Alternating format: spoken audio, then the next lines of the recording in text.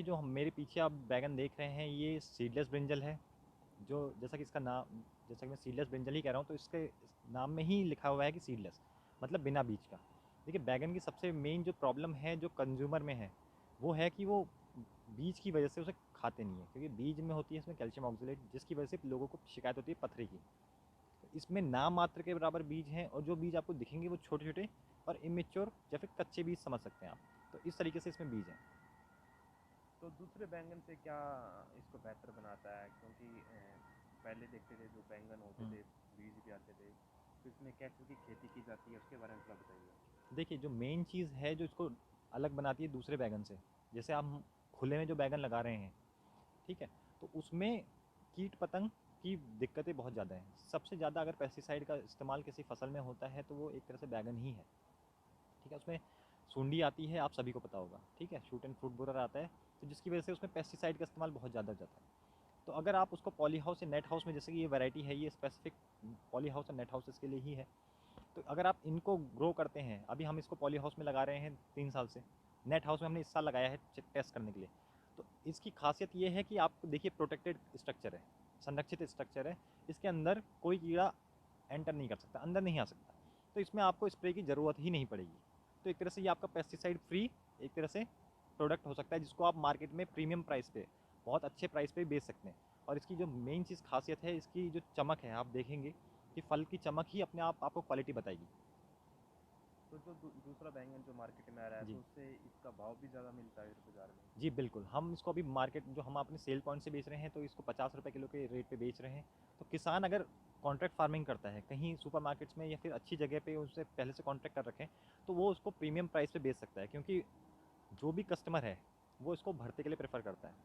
जो इसका साइज़ है, जो इसका टेस्ट है, क्योंकि इसमें बीज नहीं होते तो टेस्ट में बहुत ज़्यादा अच्छा है, क्योंकि मैंने पर्सनली भी खाया है, तो मैं उस बेसिस पे बता रहा हूँ आपको। जी। तो अगर बात करें टेस्ट की बात करें, तो और क्या-क्या उससे कैसे इसका टेस्ट अलग है?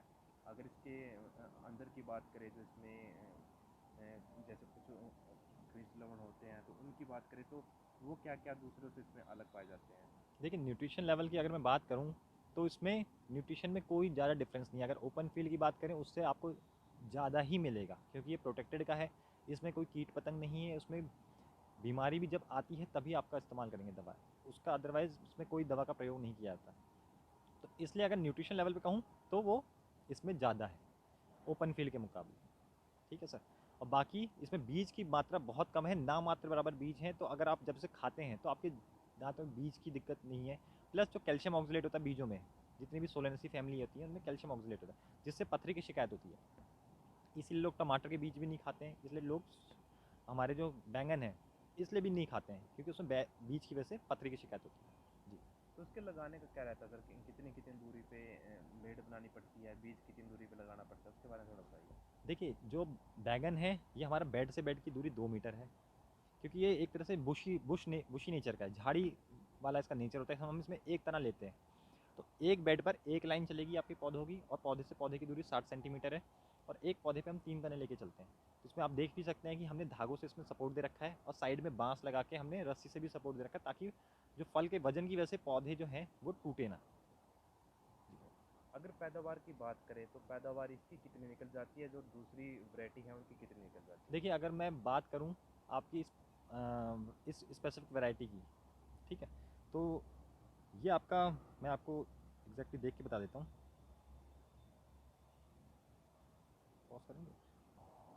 तो उत्पादन कितना रहता है सर? सर जो इसके इस वैरायटी, ये वैरायटी है फरीदा, ये रिजवान कंपनी की वैरायटी है। इसकी जो हमने पिछले साल जो उपज ली है वो 10 किलो पर पौधा हमने उपज ले रखी है।